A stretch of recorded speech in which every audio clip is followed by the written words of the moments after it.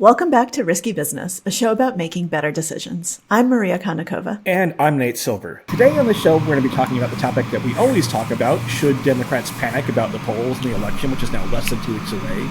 And then we'll speak with Daryl Morey, who is the president of basketball operations for the Philadelphia 76ers and one of the OG stat nerds that made it big in professional sports. I think you'll really like this interview. Yeah, I'm really looking forward to that one. But before we get to that, let's talk some politics. So we're in week number 2 or 3 of should Democrats panic? I think the panic meter has gone up a little bit, actually. Yeah, I think so too. Obviously still a toss-up, but it's not like we're seeing a surge or strong results or anything like that. But look, there are toss-ups and there are toss-ups, Maria. Would you rather have pair of jacks or ace king offsuit? It's close. Yeah, it's close. It's close. I'd rather the pair of jacks. It wins like 55% of the time, I think, 56. Yeah. No, I think I'd always go for the pair. That's just me. Yeah, I want the 56. I mean, Trump is... Yeah. We're taping this on Tuesday, early afternoon. The latest Silver Bulletin forecast is Trump with a 53% chance of winning the Electoral College, Harris 47%. So that is very close. But, a couple weeks ago, we had the opposite situation. It was Harris with 53 or 55%. You have seen some fairly consistent shifts in national polls where Harris led by as much as 3 or 3.5 points. It's down to about 1.5 or 2 points now. In an election this close, a 1.5 point swing makes a difference. But again, the bear case for Harris is that she had these various events that kind of temporarily inflated her numbers. The nomination, the convention, and the debate. And without that, the gravity kind of drags her down to having this very narrow national lead, which is maybe not enough in the Electoral College. Michigan, Wisconsin, Pennsylvania are now basically tied. Before they had shown small Harris leads. You can put lead in scare quote if you want, but of a point or 2 points. Whereas Georgia, North Carolina, Nevada, Arizona, Nevada.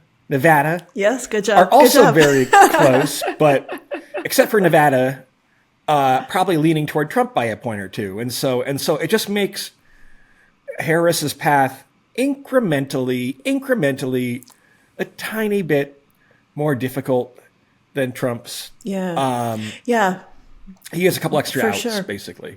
Yeah, for sure. And in I just Nevada, voted, by the way. Nevada. I just voted in Nevada. So we've got my swing vote working for Clark County. In Nevada, the early voting data based on party registration. Now, we don't know what happens with unaffiliated voters. We don't know how much votes being cannibalized from Election Day.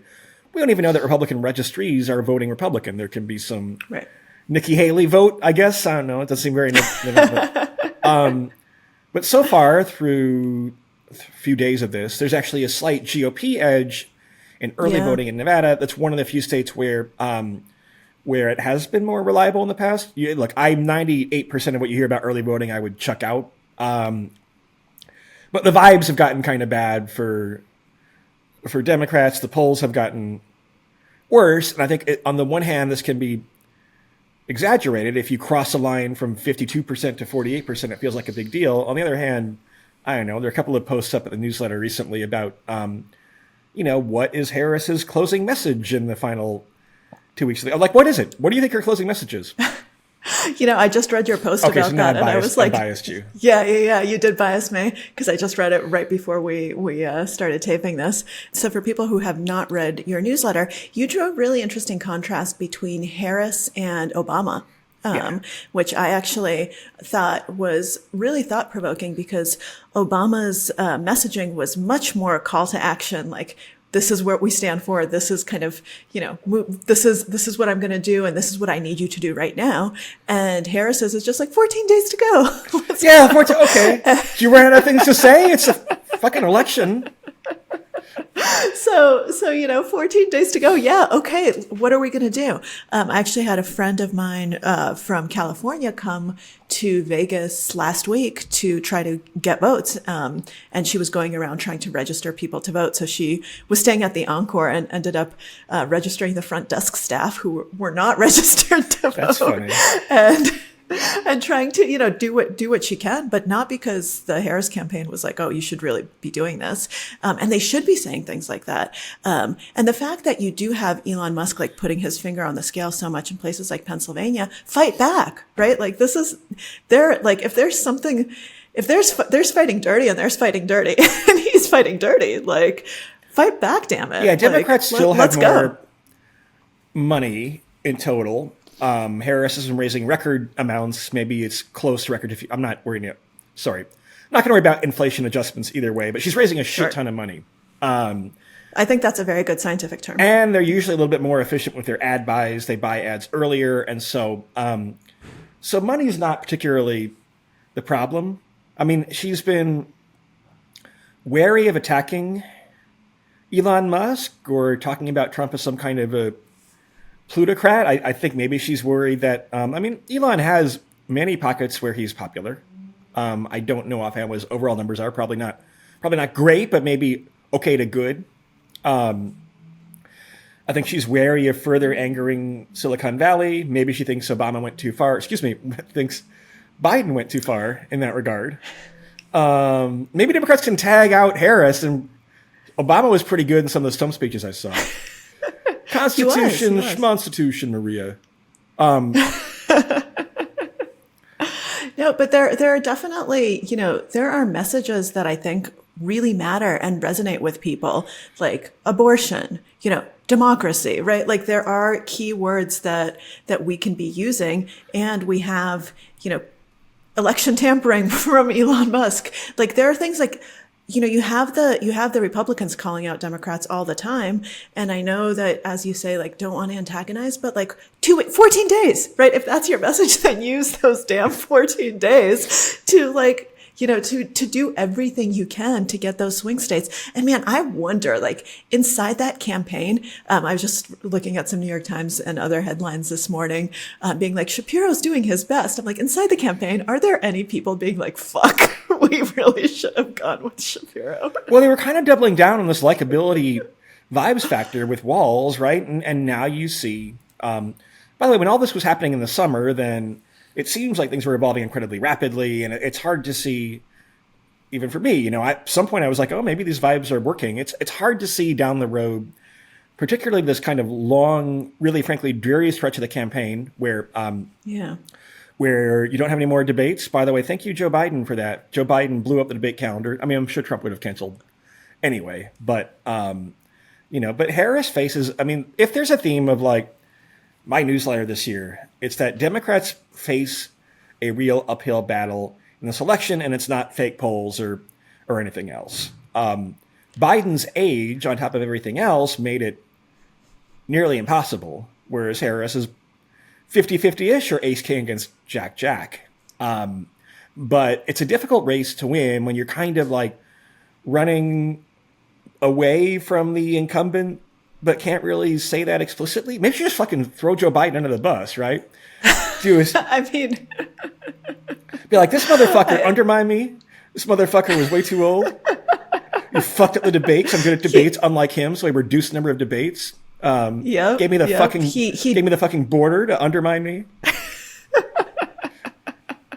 But yeah, I think that our panic meter, P panic is go to the Silver Bulletin Report at 53% panic. If I had to make a bullish case for Harris, right, then I'd say the following. I'd say that first of all, vibes don't really mean anything, and if anything, they're kind of a contrarian indicator. You saw that a little bit in 2022, where the poll showed a close race, and there was all this talk about like a red wave. I'd say should probably have better turnout operation and have more money in the final 2 weeks here. I'd say, it's hard to make the case she's a favorite.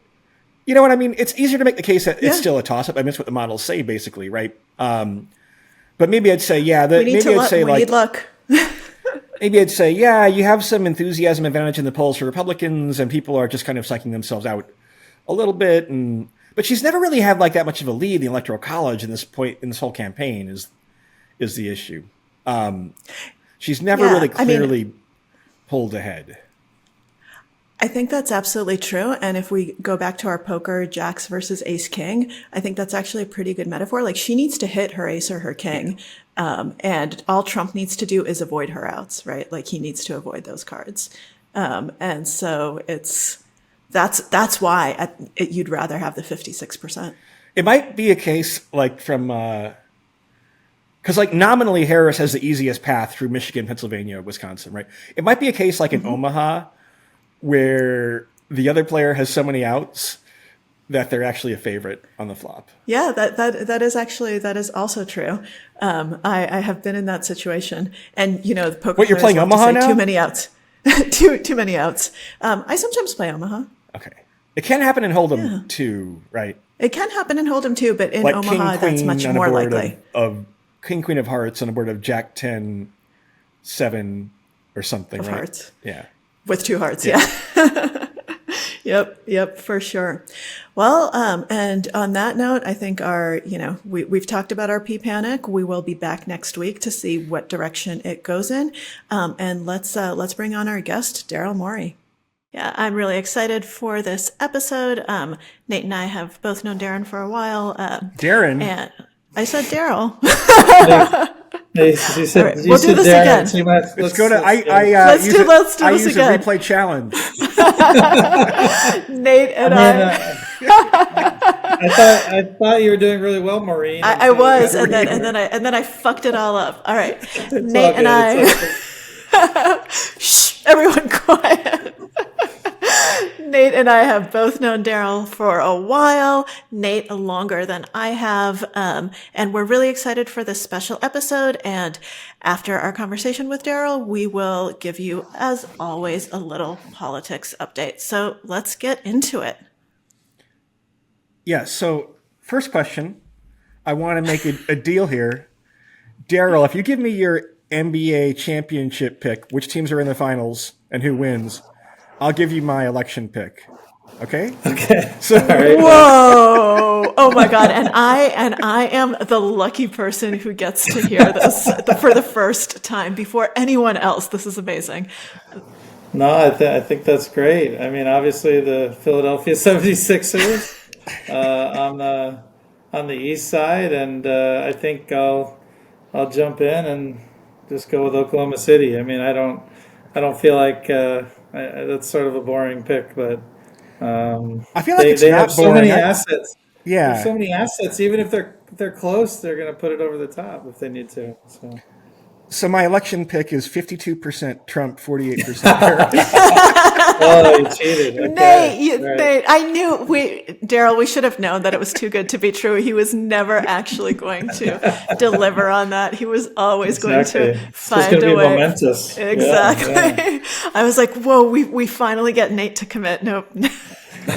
I'm excited to be on because you guys are all about decision making. That's the only thing I do. So I'm on 22 years, I think.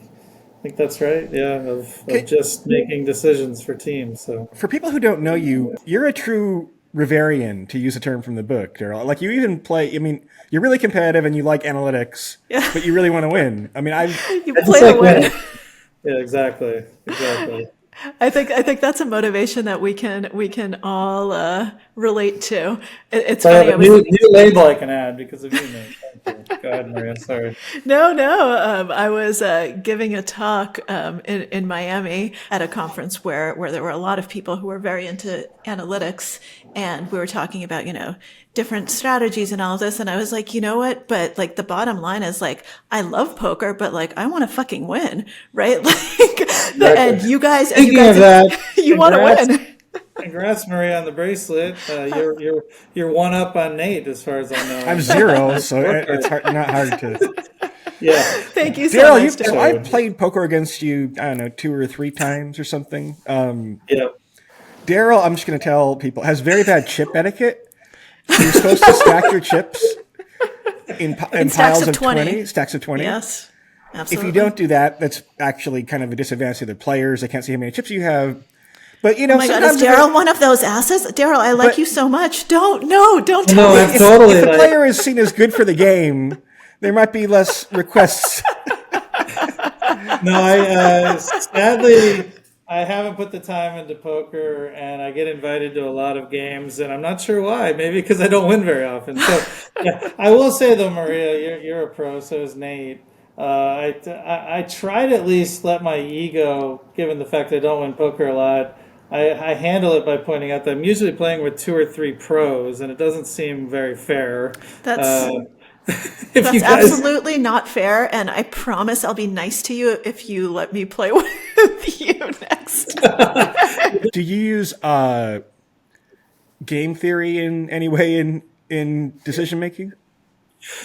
yeah, so I mean, probably the easiest one to talk through is like the 2-for-1 is a pretty easy sort of game theory problem. No one's really gotten to the extreme game theory, but it's coming. It's definitely coming. So 2-for-1, just for your audience, there's a 24-second shot clock in the NBA. If you have the ball at say 40 seconds or 35 to 40 seconds, you can either run your normal offense and get a shot in 20 seconds, and now there's 15 remaining, so you get one shot and they get one shot. Or you could take a shot quickly, and then the other team only has 24 seconds, so you'll get the ball back. Well, it turns out in thousands of trials at every level of basketball, this is going to shock your audience, which I'm sure is pretty sophisticated. 2 shots are better than 1 shot. I know that. But even materially worse 2 shots are better than 1 shot. There are some exceptions in the fourth quarter and things like that, but in the first 3 quarters, it's pretty straightforward. Well, obviously, if the other team says, "Okay, I'm going to shoot such that I force you into the 2-for-1," the other side isn't just this blah, undynamic opponent. They can then shoot even faster back at you. In fact, the Utah Jazz, when Jerry Sloan was there, would do this more than any team that I can recall.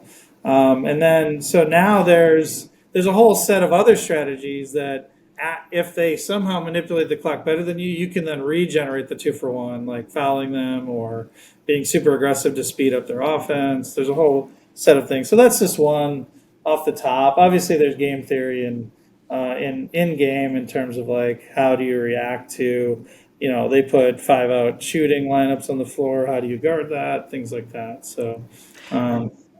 And what about when you're making roster decisions, when you're thinking about trading, and when you actually have to think about yourself as one player in a multiplayer game, because there are other yous out there who are responsible for other teams who are going to be making different moves and responding to you. So how do you think about it off the court in that kind of that meta game? What's really interesting is it's a heavily repeating game, but they can replace a key decision maker. So it's actually a repeating game at the ownership level more than it is at my level where people can get fired. So there have been sort of these famous examples of people, making future promises or things like that they then try to duck out of and things like that. So yeah, we're in a repeating game that can work to your advantage if you treat it as such. Again, your audience probably pretty familiar with like what non-repeating or repeating game type differences. So NBA teams place an extremely high premium on superstar talent, especially in the short term. The New York Knicks, what they give up for Bridges, like 4 or 5 first-round picks. And he's a good player, but probably the 3rd best player on a contending team. Are GMs too short-term focused because of the incentive issue, or are like analytics nerds doing the math wrong and saying, actually, these draft picks are not that valuable and superstars are very valuable? Because if you run that through some model, it's like, okay, well, the draft pick's worth like, $25 million a year in excess returns, and Bridges is underpaid by $10 million, and I don't know. You know what I'm saying? Yeah, I think teams are basically wrong at both extremes. So they're both not aggressively long-term enough. like if you actually run the math and you just say that you're optimizing, P. You guys talked about P Doom on your list, P championship over 3 years. You actually were just optimizing that variable, and I can promise you, no team actually does do that. Really, like something like 24 of the team should be fully rebuilding just long term every year, because if you don't have a top 5 player, your odds of P championship are extremely low.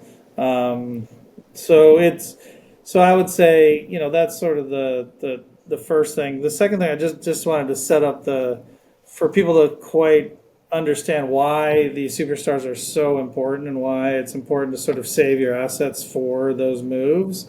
I think the easiest way I describe it is take Shohei Ohtani, the best hitter in baseball now. When Shohei Ohtani hits a home run against the Mets, 2 days ago or whatever, he then has to wait eight more times before he gets to hit again. Basketball is like Shohei Ohtani comes down the floor, hits a 3, and then when he comes on the floor again, and he goes like, I'm still the best player, so I'm shooting again. So just imagine Shohei Ohtani being able to hit every single time with Shohei Ohtani's on the base. So that's what you can do in basketball. It's actually gotten worse lately, and this will be a little bit for the NBA nerds, but because a lot of these players who are so great can only be guarded by switching a pick and roll. So pick and roll is one of the staples of our sport. Basically, someone knocks your man off from guarding you. It's pretty simple. The easiest way to guard that, but one that hadn't been used because you can end up with 7 feet people and 6 foot people, is you just switch the screen, and the person who gets hit stays with the guy that they were hit on, and the other person switches. So the smart NBA players, see that now, and they can basically screen and decide who guards them. So now imagine Shohei Ohtani not only bats every time he's up, he gets to select the pitcher on the other team he gets to go against every time down the floor. So, and now you understand why, someone like LeBron James can, at his peak, be worth 30, like close to 30 wins on 82 games, like an insane impact that is not even closely replicated in any other sport. So back to your original question, Nate, which now I feel like I've gone far afield. It's a podcast, Daryl. That's the entire purpose of the podcast. Is that how it works? It is. Yeah. Did I answer your original question? I feel like I didn't. Yeah. Well, because you're famous for having this kind of, in fantasy baseball, you call the stars and scrubs approach. Yep. Like, not to denigrate the back half of the current 76ers roster, but like they're all on minimum salaries or just barely above minimum. Is that partly because you think that you can actually get league average talent instead of replacement level talent? Yeah, so I think that becomes a linear. This is the geek podcast, so I can geek out a little. Yes, It becomes a linear programming problem. So the most efficient spending in the league are on minimums and draft picks who are playing above their weight, essentially, where they can be worth double or triple what you're paying them. The problem is you can only put about 8 players on the floor. So you can't actually fully capture that efficiency. Like if I could put 60 draft picks or minimum players that I've carefully selected that are worth more than I'm paying them, I could do that. I could win the game. But unfortunately, you're only allowed to put 5 on the floor at a time, and only really 8 even play usually, especially in a playoff series. So when you look at how do you generate the most wins, even a player who is just worth his salary that's highly paid is actually more important than these players who are worth double or triple what they're paid at the minimum. Then on top of that, because of the max salary, often the top player you have is not only paid the most, but also worth quite a bit more than what you're paying them because of the dynamics I said before, which is, so yes, I really, really love good players and I can't get enough. And people talk about it, but the reality is USA basketball works. I mean, if you get lots of highly skilled basketball players together, it generally works really well. How do you factor in kind of the uncertainty factor when you're in a game of individuals and champions, right? When you're dealing with people who are superstars, how does your thinking work, or do you just kind of not even think about it in terms of injury and that risk probability, where, right, if you actually, like, if you invest everything in one superstar and, like, game one, shit happens. Like, how do you think Or about say the that? Because superstar happens to be injury prone, hypothetically. Yeah, it's very analogous to the starting pitcher issue that baseball teams have, but just multiply it by 10 again. If we were trying to just be the fifth best team, then it would become a much harder problem because then the trade-offs of injured superstar comes in. But because you're trying to be the best of 30, you have to buy risk all over the place, and it's really just like, what risk are you buying? Are you buying risk that they're not good enough? Are you buying risk that they're bad people and they'll create off the court? Are you buying risk that they're injured all the time? Are you buying risk that their shot might fall apart? Like, what risk are you buying? Because if you're not buying risk, you're not going to win, right? You have, like, beating the S&P by 3 to 5% is not winning you the title. So I tend to like buying injury risk because if it all hits together, you have a team that can win. I'll take that over a player who's 20% not 20% worse, but available all the time. And I'm pretty sure the math pans out on that. You know, I tried that for my fantasy basketball league last year. I had Embiid, I had Porzingis, I had Ja Morant, right? Cade Cunningham, all these injury risks, and it totally fell flat on its face. I was the worst team in the league by far because all the injury risks got injured. I can't believe you're arguing an anecdote, Nate. I can't believe it. Well, Nate, happened? you read Nate's book On the Edge, and we talked about this on the podcast. But Nate bet over $1 million on sports for research in 1 year. And Nate, can you remind me how much you ended up winning? That $1.8 million on the NBA, and this is not quite like what it sounds. That means you made no. He bet 1.8, and how much did you win? $5K. So if you do the math, that roughly equates to per hour. The hourly is like working at KFC after taxes, not even before taxes. I thought you'd enjoy that, Daryl.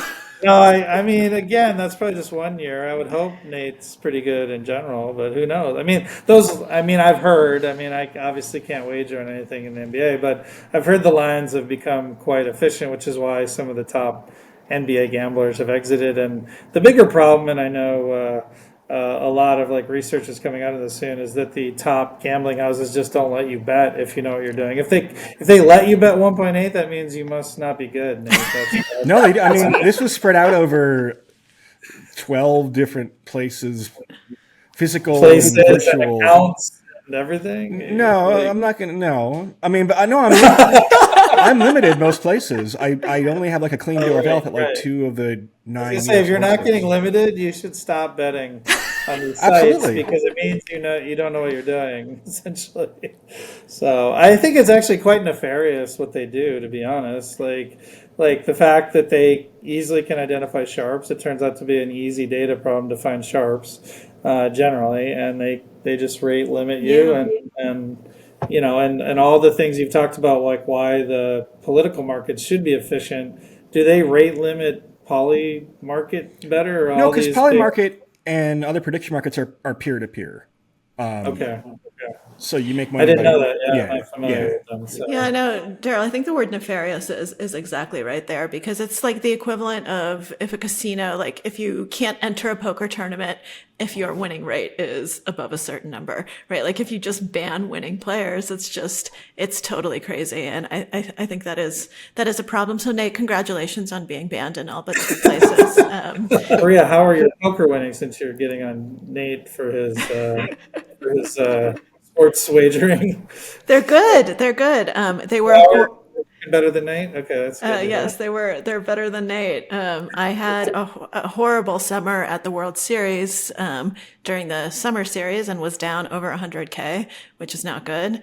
And then went to EPT Barcelona, where I had a score for almost 140,000, which put me in the black for the year. And then went on to win the bracelet last week, have an 8th place finish in another bracelet event. Have a few other deep runs. So now I'm doing more than a 5K in the black. To be fair, I don't think I've had $1.8 million in poker buy-ins in my entire history of playing poker over the last 5.5 years, however long I've been playing. So I'm just actually running a long con on Poker on Nate. So I love it. You're a hustler, Daryl. You're a hustler. We've done like 10 events together where he sees how aggressive I am, and then I'll just tighten up when he's shoving on me one of these times. Speaking of all in, you had a very aggressive strategy this summer where you cleared out all your salary cap space and then you traded for is it sign and trade or you just signed him outright?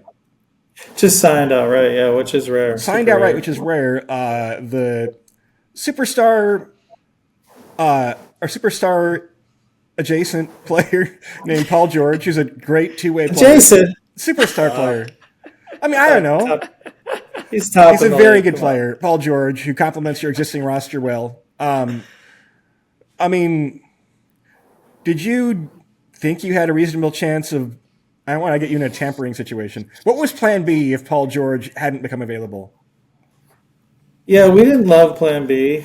Well, to be clear, when we started off on that plan, there were several Plan A's. They just, they sort of faded. They were A1, A2, A3, A4, but they faded over time as, different things happened, different trades, different happiness with team, things like that. We felt quite confident this was our best strategy, but I would say it's not to be recommended. I really don't think people have tried to write, oh, this is like a new way to do things. I really don't think so. We given our team, given how our contracts laid out when I came to Philly in 2020, this we thought was the right approach. But it could have, we would have been doing what I was talking about, like sort of a waiting move again, if we were into Plan B, where we were doing moves that could be flexible down the road if the next Paul George became available. But this one, obviously there's risk to any move because, again, only one team wins, so the math is horrible. But we ended up sort of we had sort of Maria's arc there. We had last season was sort of our, we lost whatever. We didn't have a great year, and then we sort of got the front office bracelet in that we hit on the sort of the high end of what we were hoping to do this summer. Are you going to win the MIT Alpha Award, Daryl? Award for yourself?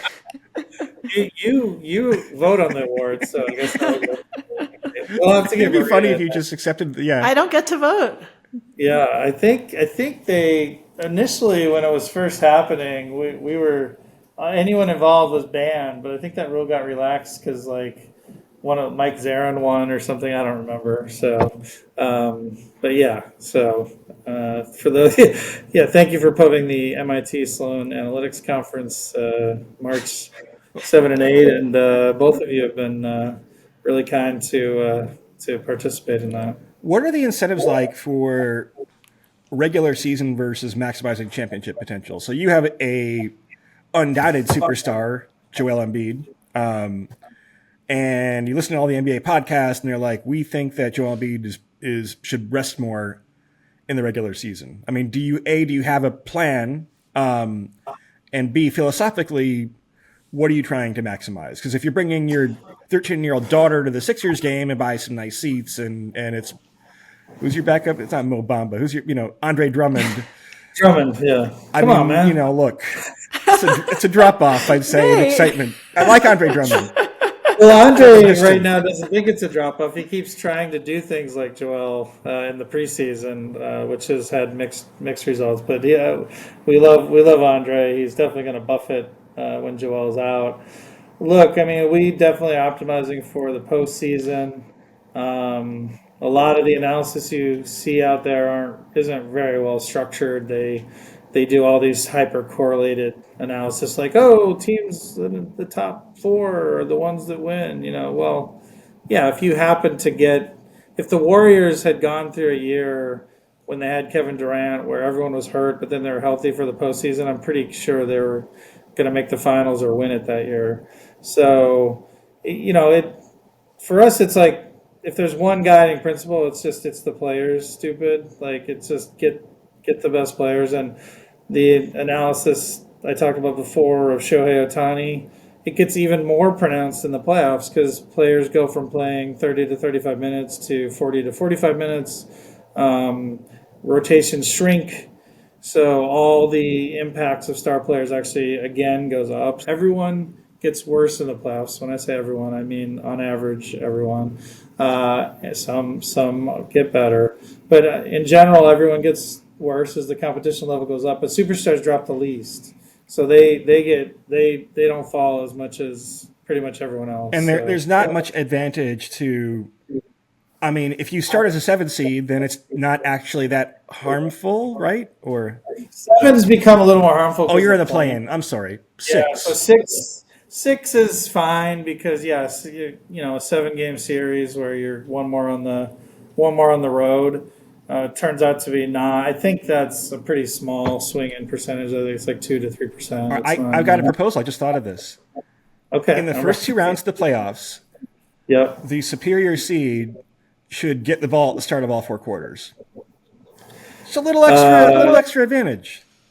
Could do that. What if you're getting it anyway? Then you get it anyway. But you get it 4 times instead of 2 times. Okay. That's worth like 2 points, right? That's pretty nice. That might affect. Well, I'm talking to my buddy Adam Silver about this. Well, Adam loves ideas. Adam's your brother, right? You have the same last name. I think we did a silver on silver once. We did that one time. Adam Yeah. Did a panel together with the very low creativity of us that we just did it because they both had the same last name. But it worked. It worked really well. I would say Adam is the most innovative commissioner. Like we make the most changes of any sport. Although baseball, to their credit, they went from a committee that spent 4 years and the only thing they could come up with was an intentional walk you could just give it, to making a whole bunch of radical changes that really helped the sport. So baseball is trying to catch up. Soccer or international football really, really needs to fix their rules, but that's a whole nother conversation. So. Well, I'll have to look at the Silver on Silver panel, and I look forward, Daryl, to my panel with Maria Sharapova and Anna Kournikova. It'll be a fun conversation, the 3 of us. That'd be awesome. I love that idea. Why did the NBA get religion on analytics after baseball, I suppose, but maybe not that much after? No, I think you mean at the league level? I think before. They were the first to do a lot of analytics on the business side that was shared with teams. They were the first to really push, like Adam, to give him credit, really drove a lot of this. I mean, he's sort of gone into the MIT Sloan Conference Hall of Fame, so I think he feels like it's on a good path. But he came to all those conferences when he was deputy commissioner under David and really, really helped get things going at the beginning. So I would say the NBA was sort of first. The teams on baseball were before the teams of basketball, but at the league level, I think I'm pretty confident the NBA was first. Yeah. So my pet theory is that this is because the NBA tends to attract new money owners, so people in finance or tech who not some old magnate of some shitty beer company, or not to demean. By the way, sponsor us, Bush, and Bud Light. We want your sponsorship. You can advertise your hard seltzer products, which I'm sure are. Yeah, one of the top agents in basketball is like the nephew of the Anheuser-Busch empire. So, but yeah, no, I think you're 100% right, Nate. The owners, both the price point and the sophisticated owners who were buying in the late 90s through the 2000 to 2010, 2015 range, they all sort of saw the NBA getting more global, getting bigger. They saw baseball declining. They saw the cap system and the NBA as better. And so, yeah, all the sophisticated owners came into the NBA, I think, before pretty much all these other major leagues. Yeah. When you're watching a game, would you say you're? I know the answer to this question, so don't lie. Are you relatively zen when you're watching a game? If I'm watching, I'm very not zen. Yeah, that's why I know I make a terrible coach. I even have a formula, sadly, for when I go nuts, and it's basically just like when the win probability of either a game or even a play goes way up to where you start as even a probabilistic thinker, you start to go to 1 instead of 0.9, in your head, and then it doesn't happen especially if it doesn't happen for some really dumb reason that could have been prevented. That gets really annoying and hard given how much time and work and effort goes into things from the front office, from the players, from everything. So example, you're up 25 in a playoff game, and you lose it, that gets tough. Or, the small ones which are dumb, which is like breakaway. We get a steal and it's a breakaway, and the guy gets fouled from behind, but they don't call it. That kind of stuff just throws me for a loop. It makes no sense, but it does. Yeah, I'm very zen when the odds of winning drop very low. I just sort of try to learn things at that point. So. That's called fatalistic, not zen. Yeah, I call it pessimistic optimism. That's my. Is it called fatalistic or nihilistic? Yeah, at that point when you're like, okay, there's just no way in hell this is happening. So what would be the poker equivalent? Like you're in a hand that you're heavily pot committed. Like the right strategy is still to stay in the hand, even though your odds of winning it at that point, have to be like 20% or something like that. no, I mean, I think in poker, being zen is quite important, and I would say there's no situation where you're pot committed and you have to stay in the hand if you think your odds have dropped to 20%. As long as you have any chips behind, you can always fold. And I think that that's really important. And I think that people who get too emotionally invested forget that. They forget that you are always allowed to fold.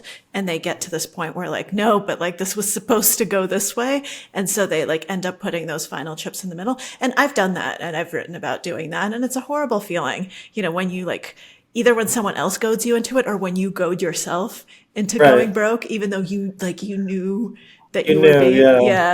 And so. Hey, how'd you do on your trip sixes or whatever it was to knock you out of the World Series at place 87? How's that were you? Daryl, if you're going to bring that up, we should talk about this is the World Series of Needles. The 27 consecutive missed 3-pointers? We only missed 25 because the league report after said they filed us on 2. So the official record for me is 25 misses.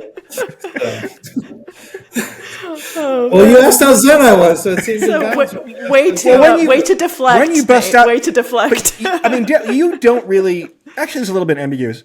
You don't really have any influence over the game. I've talked about this before. What are you allowed to communicate to other people that are on the floor during the game? So it's actually even gotten more ridiculous. So they at first the league, even when I first started the league, 2004, I joke with them in a very geeky, nerdy way. Unfortunately, they banned electromagnetic signals to the bench. You couldn't text anyone, you can't call Well, it was all data calls by then.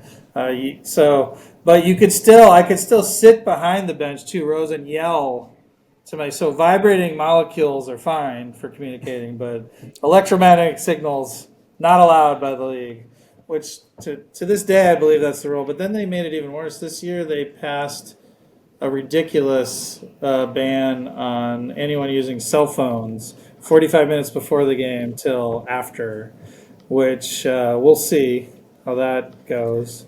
But yeah, I can still sit behind the bench and yell to my heart's content. Hand signals? Yeah, smoke signal like the popes use. We can do that. We have lots of that we can. Well, no, it's electric. Oh shoot, I screwed up. We're allowed to use the electromagnetic spectrum in the visual range. Sorry, we can use the ones our eyes can see. We're still allowed to use, but all others are banned. So Yeah, so to answer your question, I don't have much impact. Sometimes there's some halftime things where I'll mention something, but our coaches are very good. It's never anything relevant that would change the outcome of something. So, Do you try to get your players to focus more on process than results, or is that not really a helpful conversation? no, we do. I would say it comes up, especially even like players like Shane Battier, who famously are very, probabilistic process like thinkers. If you're facing like a player like say Peak, the smaller Isaiah Thomas, the more recent Isaiah Thomas, who's like hitting 13, 14 footers over and over, even with heavily guarded, it is definitely in that case something that you players just want to bring extra help, even if that leads to kick out open corner threes. And I've never seen a coach able to keep the group calm through that. So yeah, that would be the one possible mid-range, shot that, if you can hit a bunch in a row and get the defense. Brunson does this a little bit. Get the defense to collapse on some of these really tough shots that are made. You then can open things up and keeping a team to stay disciplined. It's just human nature to, if a guy's torching you over and over, you want to stop it. And as you know, there might even be some signal in there. We know that the hot hand does exist. We know it's just not as big as people think. But that's been studied pretty heavily by Ben Cohen had a very good book on it, and there's been a lot of papers on that. But it's an effect. It's just not as big as people think. So. Are there examples of where the nerds have gone too far, things that were kind of superficial conclusions based on analytics? Yeah, I mean, hot hand's the easy one. Okay, I sort of huge on that one. They were, yeah. I think anyone who played, which I did play, that was basketball is my sport. I wasn't very good. I can play at the pro level, of course, but you do sort of get that feeling of muscle memory and all that. The hot hand was thought to not exist mostly because they didn't factor for people who think they're hot shoot really hard shots. So once you adjust for that effect, there is a hot hand effect. That's one. I think. There's got to be a bunch. I mean, clutch performance. You are the former possessor of Ben Simmons's NBA playing rights. Yeah, I think that one's a tough one. No, you just never have enough end to confidently say, but for sure, when people look back, they can show player X or Y was more clutch in high leverage moments. But no one's been able to show that they could predict that, ex post. So clutch is a good one. I think, I have a really good one. Well, some of this was just bad analysis. So there's a ridiculous basketball analyst maybe 15 years ago, I won't say his name, that was really, really screwed up. We like naming names on this show. Yeah. Was this the guy who had like Landry Fields as like the best player in the NBA or something? Or you'll remember it when I walk you through. It was like 15 years ago, and they basically took, if you regress and analyze a team and how to win as a team, it tells you certain things like rebounds are really good because they are. Like it means you have the ball and they don't. Like it's a big deal. But they then took those team level insights and just directly applied them to players. And it turns out that is extremely wrong. And it's probably too long to describe why, but people can intuitively get it. So their early analysis, which got a lot of attention, as you know, like bad analysis, you guys have been around long enough. A lot of bad analysis gets headlines because they make for really interesting stories because they're sensational and not true. We're basically on how like, I recall we signed Omer Ashik and we had Dwight Howard, and they had predicted something like 60 wins for us because they were like, you just have to play them together.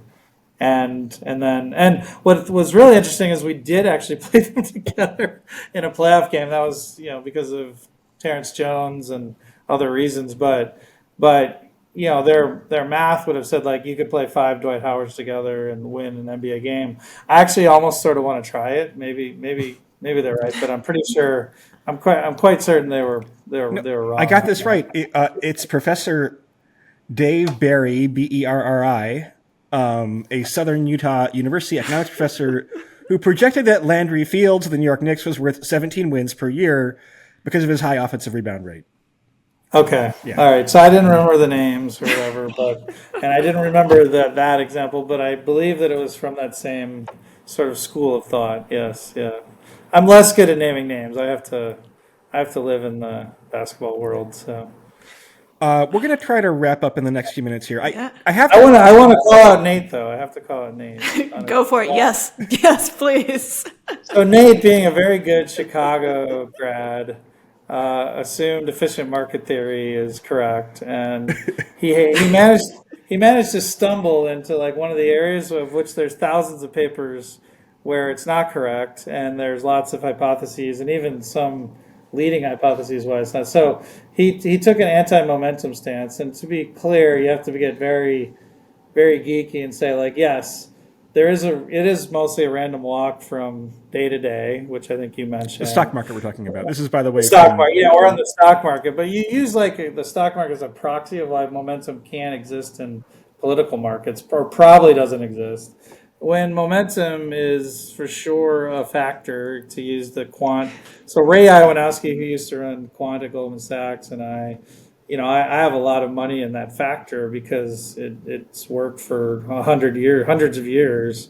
And basically, if you correctly bet in you can even bet it in market neutral ways, which is like, you bet Apple's going up, Amazon's going down. You can then do market neutral, short one, long the other, to just buy the factor. And they think that momentum is a real thing in the stock market that you can trade on, even though everyone knows it. It breaks for a couple of reasons. One, they think that there's a lot of papers on people are slow to react to information. So you get, I would say in politics, there's some news, Hunter Biden's laptop or Hillary Clinton's emails, and people don't at the beginning realize how big that might end up being until multiple days later. So of course you can be wrong, but again, the overall bet is that momentum does slightly work, and you can trade it. The second one is that there are these, there are these whale insiders that move markets, and you're basically free riding on their information when they first make those bets. So those are two of the reasons. So number go up, bet on number is a winning strategy. If done very carefully and sophisticated, I would definitely recommend that both of you put some percentage of your wealth in a momentum stock, because it's it's similar to. Do you know about the long shot bias in gambling? I'm sure you do. Sure. So people don't like to bet sure things. They like to bet long shots. So because of that, the sure things have this long history, and it still exists if they let you put any money down. It still exists that if you bet the favorites and you bet that with enough money that you can overall win essentially. And I know people have funds that do exactly that. Oh, there's one last reason they think momentum still exists, Nate. That's because people hate losing their money, right? And there's a fatter tail on the downside of momentum than there is on the upside. Does that make sense? So you're more likely to lose big with momentum strategies in certain market environments than others. But over time, it absolutely wins over 100 years plus. Oh, can I ask though? Given you just got a crash course in quant momentum, is there any? I would think one of those fits that if people are betting heavily on Trump or Kamala, that there may be signal that the market hasn't picked up yet. I am skeptical about empirically. The betting markets underperform polling-based methods. I mean, it's been weird lately because like the polls let's say you just trust polls. Is there momentum to polls then? There's a good question. Yeah, I mean, you can get these feedback effects, and it's a question as to whether they're real or whether they're fake, right? But like in principle, a candidate has a good poll that begets good media coverage, which begets more polling. But then the equilibrium kind of shifts because people get bored and now expectations are higher. So you kind of wind up with like a sine wave pattern. But yeah, no, I mean, it's a lot of things where to a first approximation, ignore the hot hand, ignore momentum. Then you start studying and it's like, okay, now we're advanced enough where we have to think about the second approximation and the third order effects and so forth. And you know, the sophistication of the NBA now or of Wall Street or of poker are such that like you do have to take into account the edge case stuff sometimes. Can I ask you, Maria, because you're probably the best poker player on here, is my guess. How much you are winning the World Series of Needles against Nate today, what is the meta? Like, do you have to train with like a solver all the time, or do you just play a lot, or how do you get reinforcement learning? Yeah. I think these days, because the solvers are quite good and there are really great AIs that you can play against, I think that that's actually quite important so that you can get that feedback and see what the optimal strategy would be. And then it's like with everything, right? That's your baseline, and then you absolutely deviate, right? Because the people you're playing against in large field events do not play like the solver, right? Unless I am playing like the 10 best players in the world, like they're not going to be playing optimal strategy. And sometimes they don't even understand what optimal strategy is, in the sense that like, aren't there mixed player simulators? Yes. Well, no, there aren't. There really aren't. Unless what you do, so you can play around with the ranges, right? This is like any algorithm, garbage in, garbage out, right? Yep. And good stuff in, good stuff out. And so you make assumptions about hand ranges before you do any of this, before you run sims, before you kind of do a hand deconstruction where you say, I think the player in this position is opening these hands, right? And I think that this player is playing these hands. And you can be right or you can be wrong, but there's a thing called node locking, which is something that you can do when you mimic bad players, right? So you can node lock it to say, okay, no, you're telling me that the correct thing here is to raise, but I'm going to say that this person never raises, right? So I'm going to node lock it. So that's what I've been doing. I've been node locking my whole career. I've been node locking. So then you can see how the strategy changes. So you can play with the solvers to show you how to deviate against specific opponent types. But, as Nate said, like, when it comes to anything, like it can be dangerous. Like you need to make sure you really understand the baseline and that you really like have the ground strategy really solid. So you have to do both. But these days, I do think you need to use the solvers and the analytics as well. So I think that's important. And I know that we're basically out of time, Daryl. I think that Nate, between you and Daryl needling each other, it was definitely a nice reality TV edition of Risky Business. So I hope everyone has enjoyed that very much. And I've really enjoyed like just being a fly on the wall for those back and forth exchanges. I love it. Let's do it more, Daryl. We'll have to have you back. You resisted any Nick's zings, so I appreciate that. Thank you, Nate.